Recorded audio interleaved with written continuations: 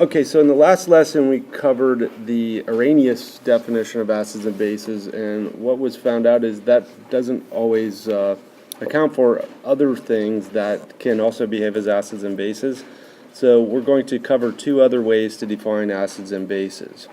The first one is to define the Bronsted-Lowry acid and bases.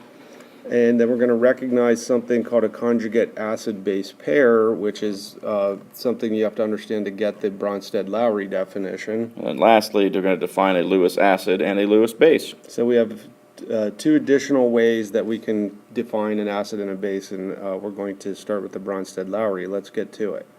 So the first type that we're going to talk about was the Bronsted-Lowry acid. This is a substance that donates a proton, and to give you an idea of this, we're going to put acetic acid down.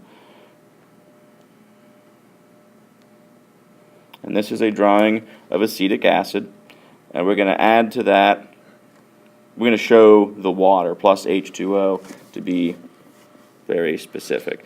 And to make this something that is a Bronsted-Lowry acid, it needs to donate a proton. So the acetic acid is going to get rid of one of its hydrogens, that's a proton, and donate it to the water to make H3O plus in this case. So you can see we have the acid here because it's donated its proton, it lost it over here, which is now why it has a negative charge. So that makes this a Bronsted-Lowry acid.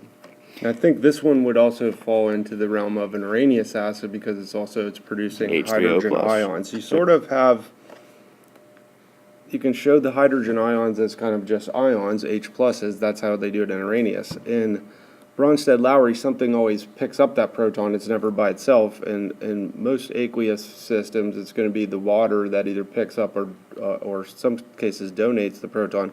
So instead of writing H+, we're going to show water that has picked up another proton, and they call this one a hydronium ion. And then the next type is a Bronsted-Lowry base, and this is a substance that accepts the proton. And we're going to use cyanide, Cn-, and it's plus water. And you'll see that the Cn on the other side of the reaction makes HCN. So the Cn- has taken the hydrogen, and therefore it would be considered a Bronsted-Lowry base. So this is our proton acceptor. This is there it is after it accepted the proton. All right. Okay, now one other thing that we showed, we're kind of previewing a little bit. We've showed that. Yeah, this is for next unit. Arrow. Yeah. That means that this isn't a one-way reaction. Yeah. That it can proceed in this direction, or the reaction can proceed back in that direction, and there's kind of two rates happening, a forward rate and a backward rate, and that gets into what we call equilibrium, which we're going to cover next unit. In the next unit. Right. All right, so our next topic is the conjugate acid and bases. And what we have labeled here is the same equation as last time. That's acetic acid plus water yields the acetate ion plus the hydronium ion. And what we're going to do is we know CH3COOH is an acid. It's a Bronsted-Lowry acid. Now we want to find what we want to call its conjugate, its other half. And the CH3COO is what is similar to this, and we call it its conjugate base, or its base. So it's the exact same thing minus the proton. Yeah, so this is before it lost the proton, it's an acid. After it lost the proton, we would call it the conjugate base of that acid. Yeah. Or we could call this the base and this the conjugate acid. As the title up here would say, we kind of backwards this one on us, but it's okay. It's kind of two sides of the same coin. For every acid, there's a conjugate base. For every base, there's a conjugate acid. And they are conjugates of each other. This is the conjugate acid of this base, and this, etc. So, I mean, it's... And if we want to really get to it, there's another conjugate acid-base pair right there. Here is H2O, the base. In this case, this is the acting as a Bronsted-Lowry base. And this over here would be its conjugate acid. So they kind of are in little pairs. This is one pair. And this is the other pair. All right. So let's look at the one below. We have Cn-. We already told you that this is a base. So this one's this is the proton acceptor, so that's our base. And while we're on this side, the water now is going to be an acid. Yeah, because it's donating a proton. Yep. And now Okay. it's pairs. We know that HCN is paired with CN because they differ by one proton. So That's what one- makes them a pair. So this is the base, or conjugate acid, because it is now has a proton it can donate. Yep. And now the next one, water, is the conjugate base. Conjugate, that's an N. Whatever. Almost. It's fine. The Base. base. Holy cow, I forgot how to write. It's okay. All right, so now we also get into the realm of, and you can see, well, water was, it was a base up here, but it's acting as an acid here. It can be both. So that leads us to our next thing, which is called as amphoteric. That is a substance that can be either a base or an acid, so it can either donate or accept a proton. We didn't use water down below to give you another example, So here's another amphoteric substance. Water is amphoteric. and so is So is ammonia. When you get some ammonia molecules together, a small percentage of them will shuttle those protons around. So in this case, here's ammonia acting as a proton acceptor to become an ammonium ion. And that one would be a base now. That'd be the That's conjugate. the acid. The Sorry, conjugate this acid. one's the conjugate base. But the other one, here, this one's donating a proton, which makes it an acid. And then NH2 minus, is that an amide ion? Amide, yeah. Amide ion. Well, That one is the, yeah. that's the proton acceptor, so that's a conjugate base to this one. And it's a little bit confusing. We'll work on it. But basically, when it has the proton, it's an acid. When it's lost the proton, it's a base, because it can accept it back. All right, next slide. All right, so the next type of acid is the last type we're going to learn about. It's the Lewis acids and bases.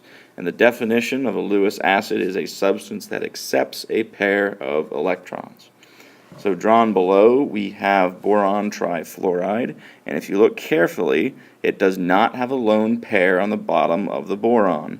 You can see that there are 3 other lone pairs around that central atom, but there are not. They're bonding pairs. Yeah, they're bonding pairs, right. but there is an open spot for a lone pair to there. go. This is what allows it to be an acid, because it can now accept a lone pair from that fluoride ion. You see those 2 there, it'll go over here, and it's accepting that lone pair to form the new compound BF4-. And that's what makes boron trifluoride an acid. But if we have an acid, of course, we're going to have a base. So the F- in this case is acting like a Lewis base. So this one's a Lewis acid, Yep. and this one is a Lewis base. So to go on, that leads us right into our next one. A Lewis base is, of course, a substance that will donate a pair of electrons. So wherever we have an acid, there's going to be a base. Where there's a base, there's going to be a Lewis acid. So drawn below is ammonia with an extra pair of, an extra lone pair, which is now going to donate to that H+ to form a new compound, ammonium, the NH4+ polyatomic ion. So again, the ammonia, in this case, is acting like a base. The I guess that's a hydride. Just a hydrogen ion. Hydrogen ion, it's not hydronium, but the hydrogen ion there, the proton, is your acid. So the acid accepts the electrons from the, now, in this case, both cases, the electrons kind of stayed in a bond then, and we got a,